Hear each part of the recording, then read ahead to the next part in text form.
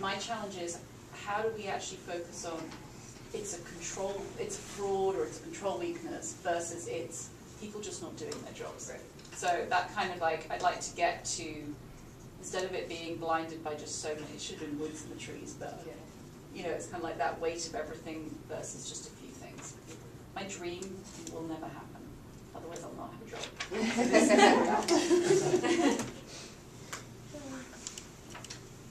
for me, I drew, I think part of the reason I feel like I'm constantly running kind of goes into what Marley was saying, is that, you know, for every person at PSI there seems to be an interpretation as to how things should be done, and what inventory is and all that. So what I really want is, my hope is to have a warehousing Bible that just says, like, this is what PSI thinks about inventory, this is what we think your policies and procedures should be, and not only that, but you actually have to listen to it, because there's money involved, and you're tied to that money. You're responsible for it. You actually have to, lose or gain money based on how you do your warehousing. And then also tied to that, the money symbol was also for actually getting money for inventory, because I feel like part of the problem is that it's a relatively recent thing that PSI actually funds inventory-related things.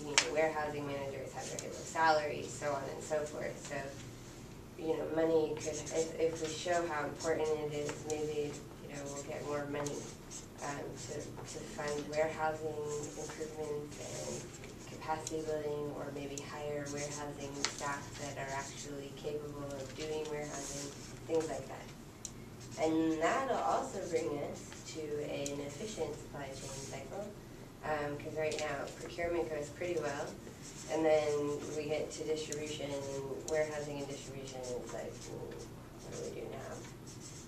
And we'll also have a clear communication. So this is my phone tree.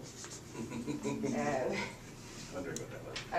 So this is I guess phones no longer look like this, but in my head they do. So this is my phone tree. So it'd be clear, like, if I don't know how to code this in accounting, I can call Chris. Duh.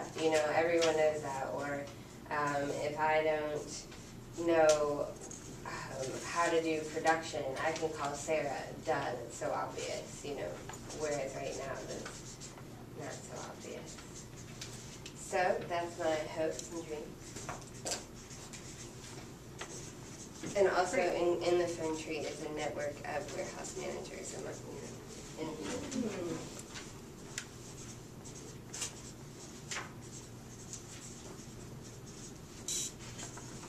Nice.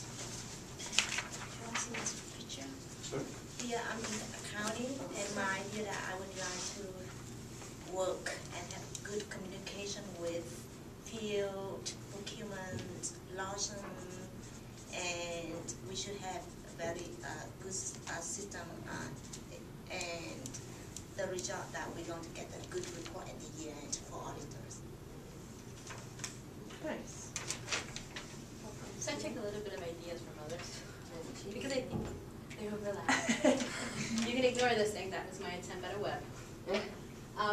But essentially it's a person kind of with ideas and over a balance that balances education or capacity building with enforcement. Yeah. I think they're not very well balanced right now, and then we have a network here, kind of piggybacking on what you said, that there should be a network of people that they can reach out with, not necessarily something that's centralized. So. Good ideas. Enforcement, I guess. The enforcement thing is a big problem. Yeah. So mine is maybe more for Lawson's live countries, but I think it applies to everybody. Like, I would like to see, like, this is my warehouse, and I'd like to see the numbers equal what's in the software, which equals what's in the general ledger. Like, and sometimes I feel like there's a big disconnect along this whole pipeline, and everything should be equal. And kind of after what Sarah said, like, about the money, I think, the value should be equal, but also just the idea that it is money, like it is,